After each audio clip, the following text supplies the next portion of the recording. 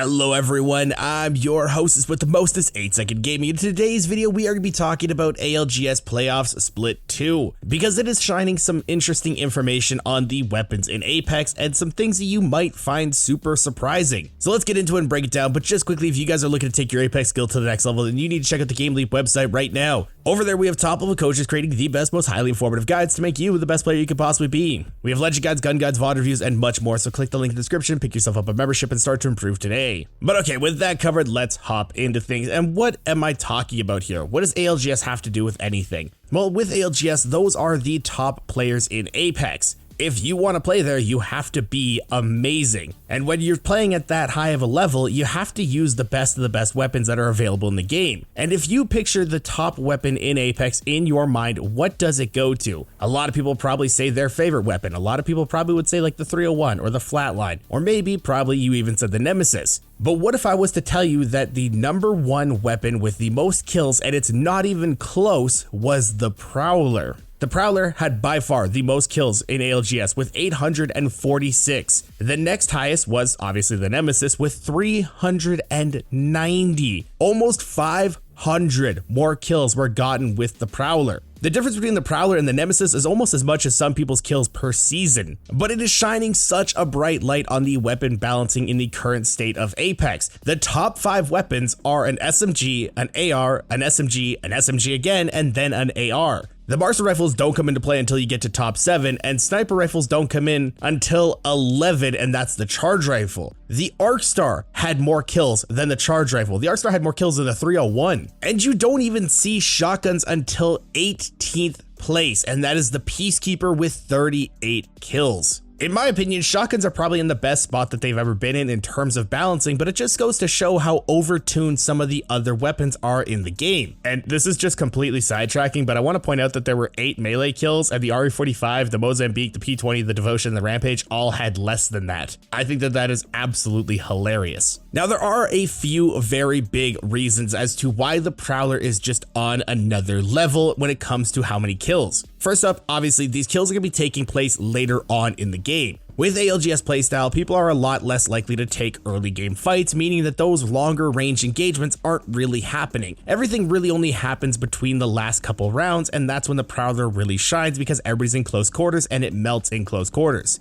But there are still a ton of medium to long range poking because you have to secure your spot. So there is potential for other weapons to get kills in those ranges, but it's just not as much. So that will automatically skew the numbers in the Prowler's favor. But again, the other SMGs don't have nearly the same numbers that this one does. The R99 is a very big favorite of a lot of people, and it only had 226 kills total. That being said, the R99 is in the crafter right now, so a lot of people would not be opting to pick up an R9 over something like more batteries in ALGS, but it's just using it as an example. Now, also, a lot of players in ALGS are on controller, and I know that this is a little bit of a touchy subject for some people, but it is actually a very strong controller weapon. With aim assist allowing players to be super consistent with it, that's where it's really shining for those players. So when you're in those up close battles with the consistency that aim assist gives, this weapon is just an absolute powerhouse, and that is why you're seeing so much playtime on it. And the last big reason, and one that kind of flies under the radar when people are talking about that, is that the Prowler is a burst weapon, so it gives a lot more flexibility in terms of playstyle. When you're playing with these burst weapons, you can play around cover or knockdown shields in final circles a lot more effectively. You can peek out, burst somebody, and then peek back behind cover. With another SMG, you have to peek out, spray, and then peek back in. It's not as effective as with a burst weapon. That's why you see a lot of shotgun players do the same thing, because you can peek out, hit somebody with a shotgun, peek back behind cover.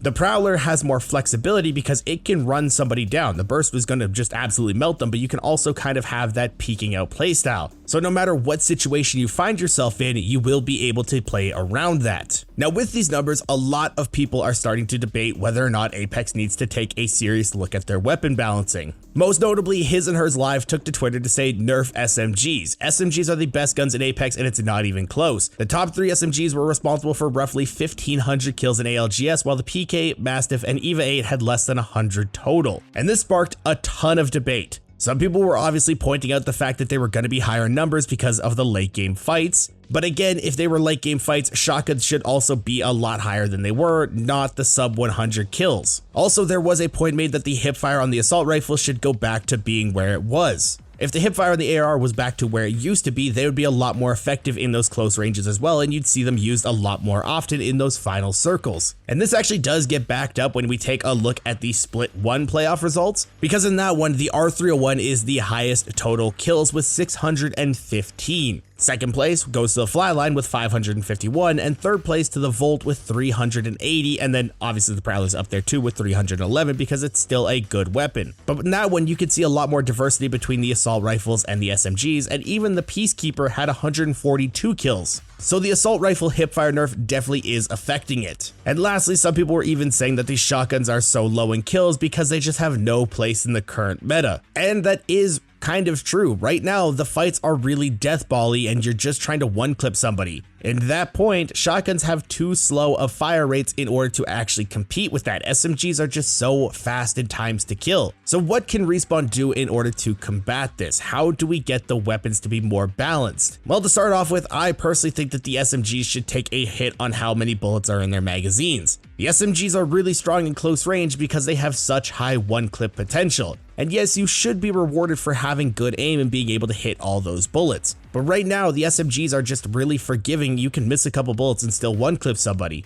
I think it should be a little bit more unforgiving, especially in close range when it is easier to hit somebody. Next up, I think the assault rifles should get a buff to their hipfire spread. I don't think that they should go back to being where they used to be because they were just a little bit overpowered and they were too flexible, but it should be kind of a happy medium between where they are now and what they used to be. I think that would give a lot more viability to them being in close range, but not to the point where they just outshine everything once again. And finally, I do think that there should be an increase to these fire rates on shotguns. Not all of them. I think the EVA 8 fires perfectly fine as it is, but the Mastiff and the Peacekeeper and maybe the Mozambique should fire faster on their base and level 1 bolts. That'd make them a lot more viable if you are not finding the bolts and make them just a little bit better in those close range fights. Now, some people might be sitting there and saying, well, what about marksman rifles? What about sniper rifles? They were really low in kills too. Do you think that those need to be changed? And no, I don't actually think that those really need to be looked at. I think they are pretty balanced in their current forms. Because of the nature that those weapons find themselves in, they're only really going to be effective at longer medium ranges to those long range engagements. And those, it's really hard to actually pick up the kill, especially in an ALGS environment, but even in normal games, it's hard to secure the kill after you get a knock at those ranges. It's more than likely that they're going to be able to crawl behind cover, get rezzed by their teammate, and you're going back to square one. But those weapons I don't think are really meant to secure kills. Those are meant to be poking weapons to get you Evo armor and take away resources from other teams. If you're constantly hitting them, then they're wasting meds, you're getting your Evo armor, it's just an all-around benefit for your team. Even if you don't get the kill, you're still getting benefits from it, so I don't think that those weapons really actually need to be looked at. But let me know, what would you guys change about the weapons in Apex in the comments down below? And if you guys are looking to stay up to date with the latest and greatest Apex Legends tips, tricks, and news, don't forget to smash the like and subscribe button. Thank you all for watching. Once again, I made Second Game, and I'll see you guys in the next one.